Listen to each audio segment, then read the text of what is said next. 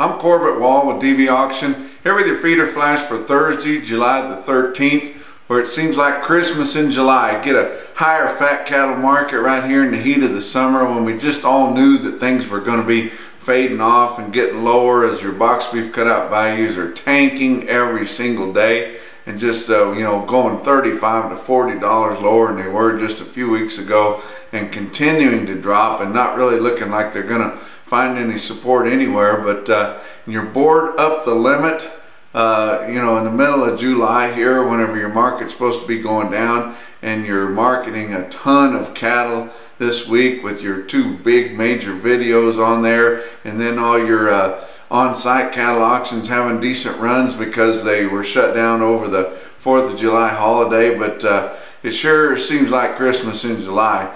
You look at the board, live cattle futures up the limit, $3 at $117.87 on your August. Feeder cattle up the $4.50 limit at $151.75 for the August. Your fat cattle trade was surprising.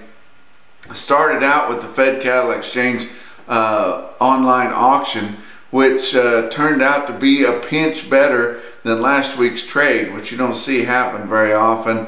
Especially you're going into a week that you're pretty sure is going to be lower. But they sold their cattle on there from $117 to $118.75. And another thing that I thought was interesting, the cattle that were for current delivery this week were just under $118, but the cattle up to 2 weeks out were $118.45. That then backed off from some of your cattle for 2 to 4 weeks. But still pretty good there, and that was just enough of a hint that these packers need cattle, because they've had a really nice slaughter so far this week. But just that little tip of the hand showing that, which it's good to see that Fed Cattle Exchange helping the market out. Seemed like they were fading off and not selling very many cattle. They sold about 2,000 on there here this week, and that's a good showing for them. But just that little sleight of hand there showed that the packers need some cattle to keep these kills up. We're getting into some heavier market ready supplies, but we're still very current. And as bad as your feedlots want to stay ahead of the game and stay current by aggressively marketing, these packers don't want to get behind the 8 ball and need to really push the market to fill their immediate needs. So they come out and started bidding 120 live. And not just here and there, but 120 live in all 5 major feeding areas, and that's sure $2 to $3 higher. And that's just really great, especially the timing right after the holiday here, and such a hot week where really the cattle that are on the show list, your feedlots would love to get rid of those cattle because they're hard to maintain the weight on them. They're inefficient to feed when it's hot like this. But just a very, very great surprise there. You look at some midweek feeder cattle auctions.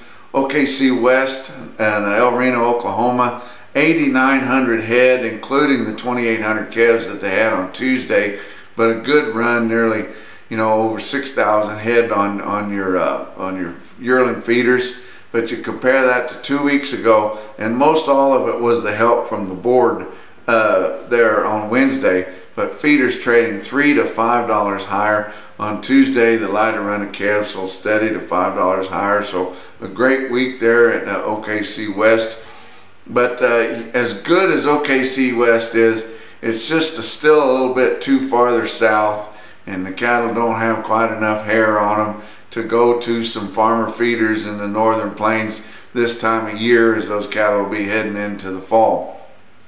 Man, these guys are blowing their brains out for some of these big, all black, most of them are solid colored northern plains type cattle to go to these farmer feeders all the way across. Even though our grains are starting to inch up a little bit, as we know that it's getting pretty dry and starting to get serious out there in the western corn belt. But my gosh, are these guys coming to the plate and really swinging for the fences for some of these cattle to feed in these independent farmer feeders. But take a little comparison. Look at the yearling steer prices and OKC West and El Reno, which is a great market.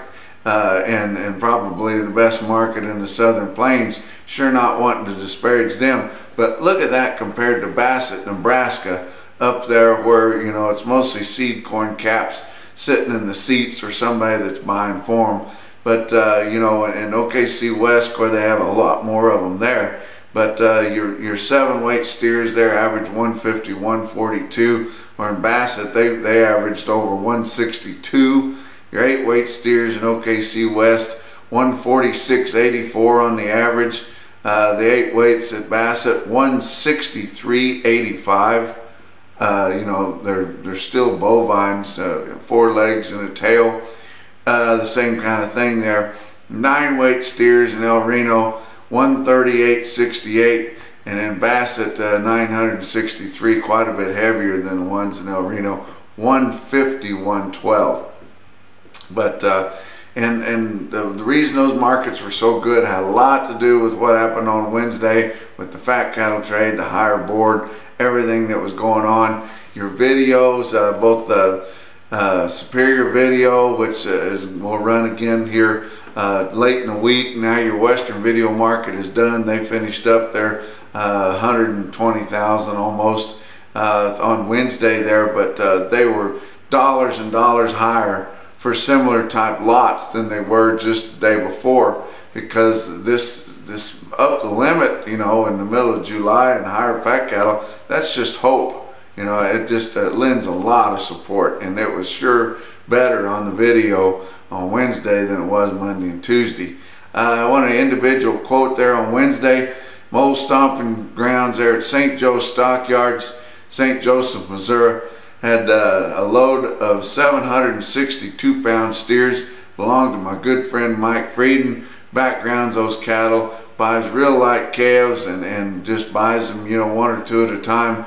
Puts those cattle together and keeps them for a year. And 10 o'clock in the morning there, some 762-pound steers bring 159. And he told me when he got his note paid there was a lot of gravy left. So that he deserves it. But that's your feeder flash for Thursday.